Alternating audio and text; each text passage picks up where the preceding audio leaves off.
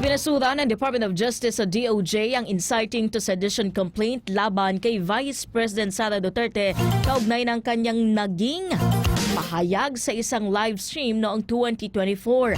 Ayon sa DOJ, hindi nakita ng panel of prosecutors ang prima facie evidence na may sapat na batayan para maisampa ang kaso sa korte at magkaroon ng makatuwirang tsansa ng conviction. Ani DOJ as spokesperson Attorney Polo Martinez, mataas ang kailangang antas ng ebidensya para maituloy ang reklamo.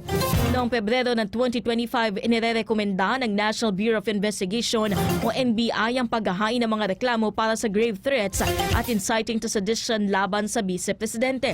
Ang mga reklamo ay kaugnay ng naging pahayag ni Duterte na may nakausap umano siyang tao na maaaring pumatay kina Pangulong Ferdinand Marcos Jr., First Lady Liza Araneta Marcos at dating Speaker Martin Romualdez kung mangyari o may mangyari sa kanya. Samantala na natili namang hiwalay ang grave threats complaint na isinampa laban sa Vice-Presidente.